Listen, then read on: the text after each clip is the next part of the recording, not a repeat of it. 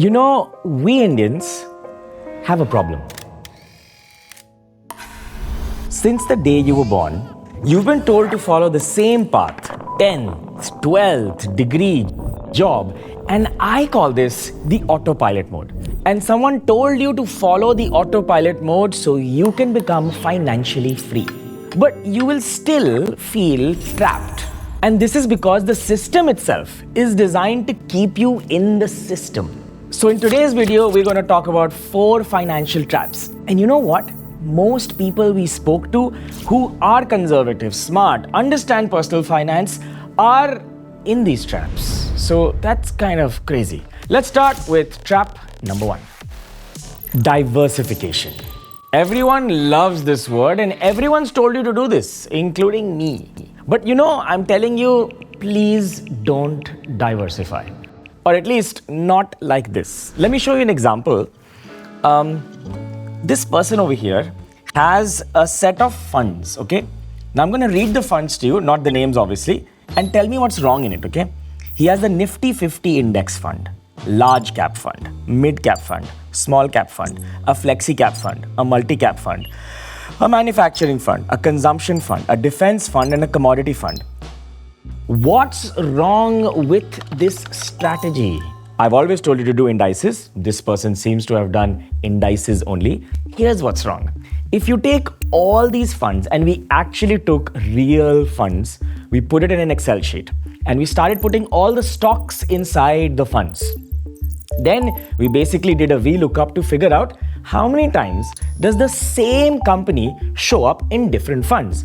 For example, HDFC Bank will show up in all these funds very often because it's a large cap, blue chip, beautiful, large company that's in Nifty 50. So in a lot of other funds, it will show up as well. So here's what we found. Out of all of these funds, 33% of the stocks are the same, which means 1/3 of all the stocks are exactly the same, even though you have some 10, 12, 15 mutual funds you're investing in. You see, the point of diversification is so that you reduce risk.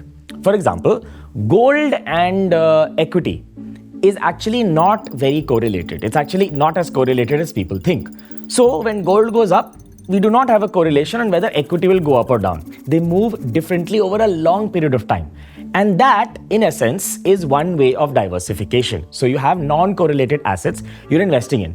But if you're buying 20 equity funds, all of them mutual funds, 33% of the money is going in the same stocks, you're not really diversifying, right? Now, I'm not saying the funds are bad. Not at all. In fact, you are buying all these funds because a distributor asked you to, or an advisor told you to, or you read on the internet, someone told you, ye fund khareed lo, it has such great returns. That's not the right way to look at equity. So here's what you got to do. Open up the mutual funds of you and your family and figure out how many mutual funds have you invested. If you've invested in many mutual funds, stop today. You want to keep it simple, 2 index funds are more than enough and your exposure to equity is done. And try to diversify in assets. Try to get some real estate, try to get some fixed income, try to get some gold and silver, have a little bit of everything. Cool? Now let's move on to the second trap, and I love this trap because the trap is itself a trap. Let me explain. This trap is not because of you, it's because of your parents. See, at some point of time, your parents would have been approached by some relationship manager, some agent and said, "Ma'am, sir, please invest in this for the next 10 years. After 10 years or 15 years or 20 years, whatever it is, every month you will get a large amount or you'll get a monthly amount." And our parents would have said, "Okay." But you see, this is something you would have inherited yourself. Your parents did it for who? You. They did it out of love. And these are called either a ULIP plan or an endowment plan. So I want us to undo the problems, the faults of our parents because they did not know better. We do. But today in this point, I want us to fix it. First, let me explain what the plan is and why it's a trap. So I have a sample ULIP plan here. There are a bunch of basic stuff. I want you to focus on this. Sum assured fixed life limited premium 10x. Now, what's a ULIP? A ULIP is basically an investment and an insurance product in one, which means you're paying the premium, but you're also getting insurance benefits and you're also getting this investment returns over a period of time. That's interesting. Now, both of them in the same place. So I'll divide this into two. Let's look at the insurance part of the ULIP. Now, like we just saw, 10x of annual premium is your life cover. So let's suppose that our premium is 50,000 rupees. That will give you sum assured of 5 lakh rupees. So now the question is, if I go and buy a normal term insurance, how much do I need to pay in premium to get 5 lakh rupees?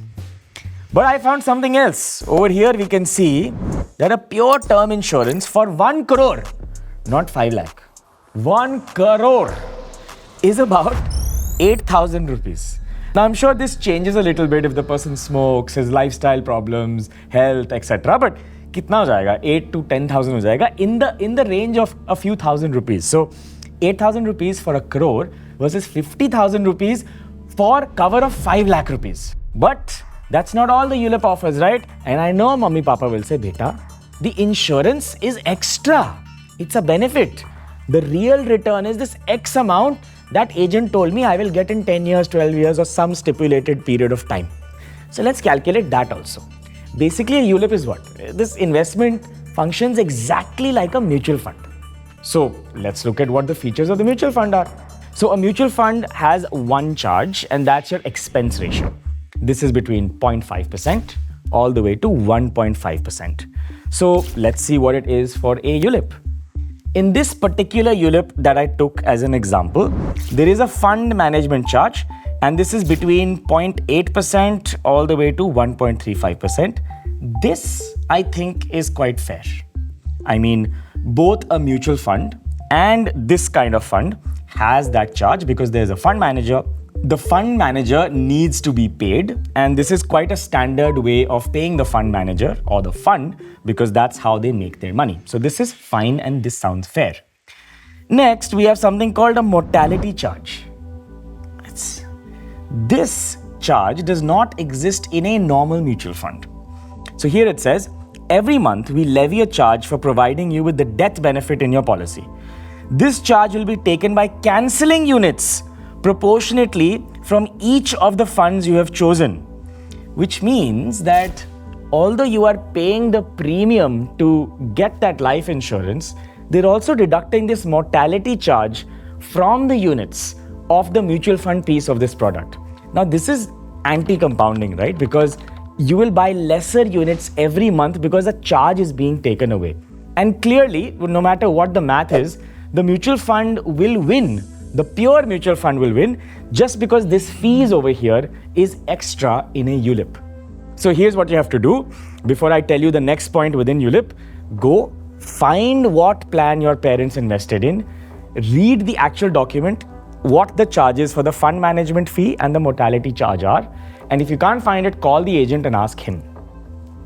But it gets a little worse.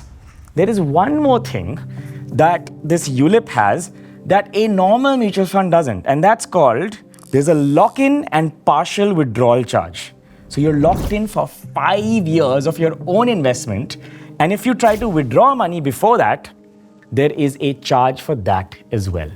I don't understand this, that if you're investing in a product, why should there be a lock-in unless it's really required? Now, companies are calling the ULIP plan by a completely different name, so you don't know it's ULIP. So all you have to do is figure out if there is a single product which is giving you insurance and investing in the same thing. If it is, try not to take that. Just buy a term insurance separately and buy some mutual funds separately. Don't mix the two in one product. Ab dekho, ULIP is giving you some insurance, some investing, so there is something happening there. But dude, this next plan is crazy. It's called the endowment plan or the annuity plan. This is what it looks like. I'm going to read it, okay? So, if you invest 1 lakh rupees every year for the next 10 years, so 1 lakh, 1 lakh, 1 lakh, all the way till the 10th year, then here's what you'll get. In the second year, you will start getting 25,000 rupees, which means you've only invested year 1, year 2 you're investing, you'll immediately start getting 25,000 rupees a year. And then after that, in the 11th year onwards, you will get paid 1,17,856 rupees every year for another 10 years. Papa, Mummy, go. Beta, ये तो बहुत अच्छा है. I'll keep getting income in the future. And it sounds okay, right? But someone has to do the math. So we did the math. Basically, we took all this money, put it in an Excel sheet, and then whatever return they were giving, we just tried to express it in terms of percentage. Can you guess how much it is? This particular endowment plan has a return of 3.11%. We, my friends, have been scammed with marketing lingo. ये 3% को इतना beautiful story में सुना दिया है. ये 25,000 मिलेगा, 1 lakh मिलेगा. Oh my God, this is crazy, crazy. Next time someone tells you a story of how much money you're going to make, thank that person. Take that amount, put it in an Excel sheet and figure out actually kitna return hai. Because Excel sheets don't lie, but some people do. What about tax-free returns? Tax-free returns का क्या? Tax-free return, that's what they'll say. ठीक है, मान लेते हैं this is tax-free return, but even if you look at a fixed deposit, which is taxed, it will still net a little more. Now, there is an insurance part to endowment plans as well, and I want you to do the math. Whatever the amount that you're paying and the cover that you get, is it really comparable to a pure term insurance or not? Usually, it won't. And also, देखो, papa mummy की बहुत गलती नहीं है. It's not their fault a lot because banks are incentivizing their own agents to sell these products. This is a list of the top banks in the country. I've removed the names, obviously, blurred them out. And this is the percentage that the bank has earned from selling products as commission, which means the incentive is in selling something. So sometimes there is some mis-selling happening, and sometimes people are a little more aggressive because this is where the money is. So let's talk about trap number 3, health insurance. It's not really a trap. It's more something that has not been understood very well or misunderstood. So let me explain how this works. When you buy a health insurance, there is something called a room cap. So let's say the room cap is at 6,000 rupees, but you pick a slightly better room at 10,000 rupees. And you say, "ठीक है, insurance will cover my admission in the hospital and this 4,000 I'll pay out of my pocket." But that's not how it works.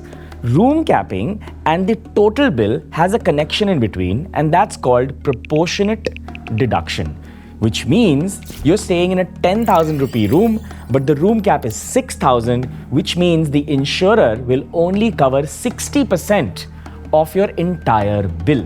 So ideally what you want to do is either stay within the 6,000 limit or buy an insurance which does not have room capping at all. Another thing is the waiting period. Basically, when you buy a health insurance, some diseases require you to wait after buying the health insurance before they are covered in the actual insurance. So this means a lot of key risks are still risks even after you buy the health insurance. So if you buy it earlier, it's actually better. For example, hypertension is a very common disease a lot of Indians have because of lifestyle. And that has a waiting period of 2 years. Some of these diseases here also have waiting periods. Of course, this changes from your situation and insurer to insurer. So if you think that your parents or someone has a risk on a certain kind of disease, try to find out what that waiting period is. And this entire trap is talking about the healthcare system, right? I want you to not call it the healthcare system at all now. I think you should call it the sick care system. If you have to go to a hospital, that means it's too late. You're already sick. Ideally, we don't want to go to a hospital, but none of us have the time or are putting effort in actual health, which is outside of the system, which means going to the gym, eating properly, not sitting the entire day like you're doing right now watching this video. I did not understand the word health until just a few years ago. There's an interesting thing about health. When you feel healthy, it's viral. Everyone around you knows that you're healthy, you're happier, you smile better, and you'll be able to enjoy your money better. So this is the final hack. I want you to tell me, I will look after my health starting today. And remember, sitting is the new smoking. And this is the biggest gift you can give yourself. Look after your health. Wealth to dekho aa jayega. See you in the next episode.